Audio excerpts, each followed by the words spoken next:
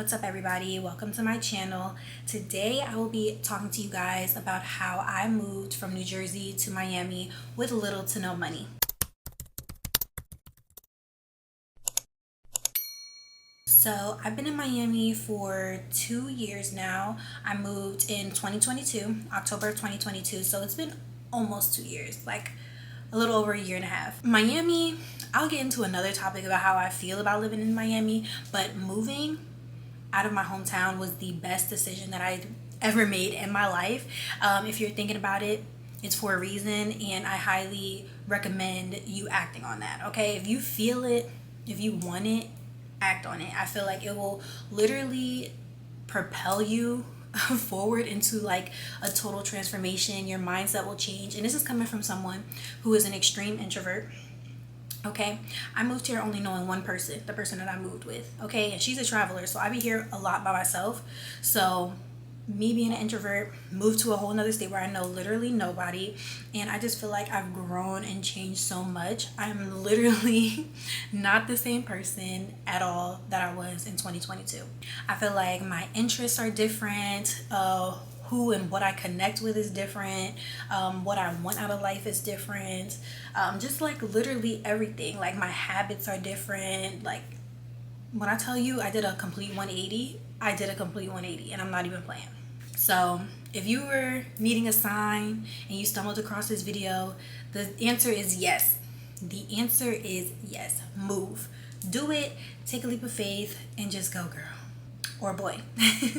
Let me just hop into how I moved with little to no money. So I moved in 2022, October 2022. My friend that I moved with, she had her own apartment. I was living with my parents and my brother. Never lived on my own before, never lived on my own, never lived without my parents. Okay, I never had to pay bills. I didn't have those parents who, asked me to pay rent or any of that stuff. My check was always my check. When I agreed to move to Miami with her, I didn't even have a job. I was in between jobs, and I still said yes. Okay, one thing about me, I miss make it happen. Okay, I was without a job for probably about like a month, 3 or 4 weeks, and I was on Indeed, LinkedIn, Monster, all of those places, just trying to find a position because I already agreed to move to Miami. I was like, shit, fuck it. Like, why not? Something in me, I've never thought about moving out of state ever before she asked me to move to Miami. Never thought that I would ever move to Miami of all places. So me just agreeing was just already a sign. Like, I didn't even hesitate. I didn't think twice about it. It wasn't something that I was weary about. I was just kind of like, sure, let's do it. So that already told me everything I needed to know about my move. Was like, I was just very sure. I had no hesitation at all about it. And my journey to getting to my apartment in Miami was very, very smooth as well. Like I said, I didn't have a job for like 3 weeks. I was going hard with the applications. I was not playing. I landed a remote job. If you want to know what job I have, I am a sales rep for IT. So that's my job. And I landed that remote position, and I worked, and I was not saving my money. Y'all, I was not saving my money, and her lease was up. The idea we had was January of 2022. Her lease was up September of 2022. And I was not saving my money. I got my checks from my new job, and I went on vacation. Turn this on. Turn it on! Y'all, I went to Cancun for one of my friend's birthdays. Like, I was just wilding out. But like I said, my parents didn't ask me to pay rent. All I had to worry about really was my phone bill, which wasn't that much compared to the checks I was getting. So I had the mindset of like, spend a check and get it right back. And then also having my roommate really did help me with, cutting all the costs in half pretty much. So once I got back from Cancun in May, that's when I really started to stack my money. We agreed that we were gonna get a flight, get an Airbnb, come to Miami August, the month before her lease was up, to apartment hunt and find our dream apartment, which we did. We went to a few of them, and y'all, one thing they don't tell you about Miami is that there's a lot of bugs. A lot of the apartments that we went to was roach infested, and I was disgusted.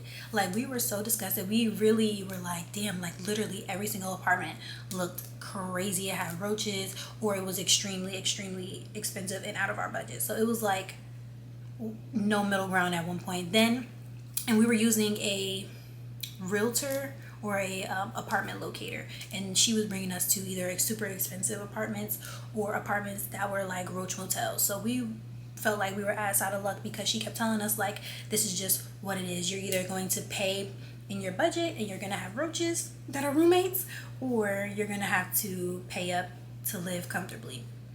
So we ended up doing our own research, and we found our dream apartment, and luckily our moving date wasn't until 2 months out, which is October, because I still didn't have that much money saved. We went to Miami. We did not spend a lot of money in Miami, thank God. Everything was free because, you know, we're just girls.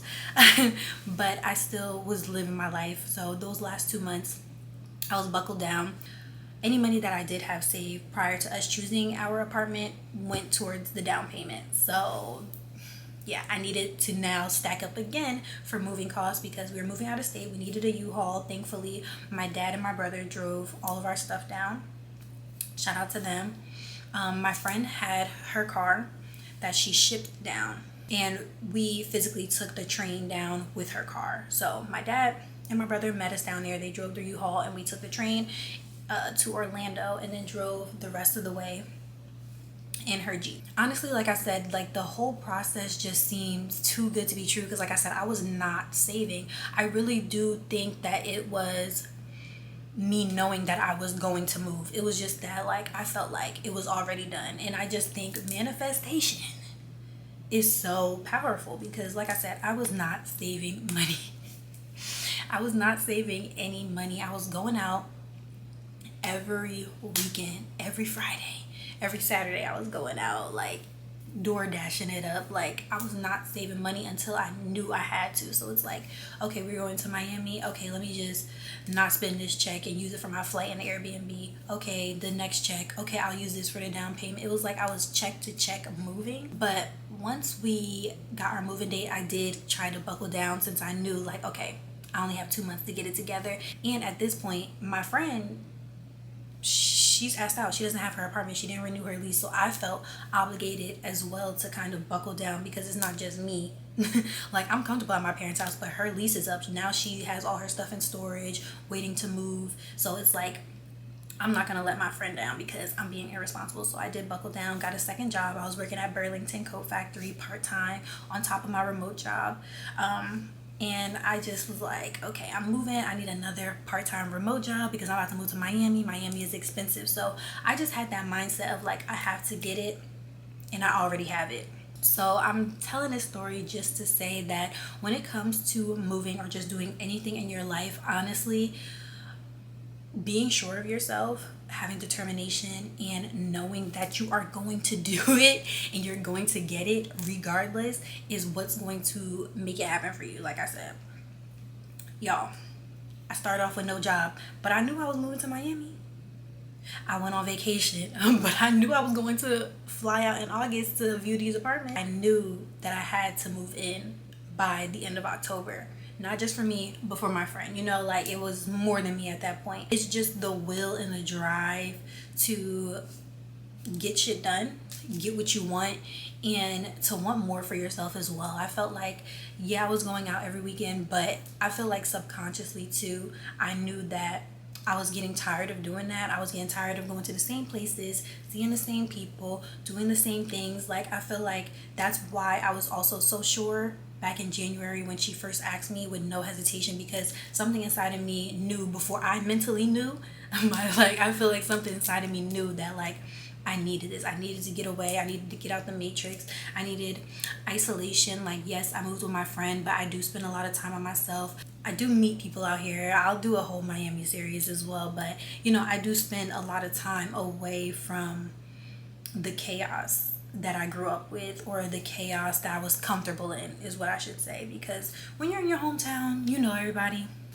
You've been living this life all your life, so that's all you know and you're comfortable in it.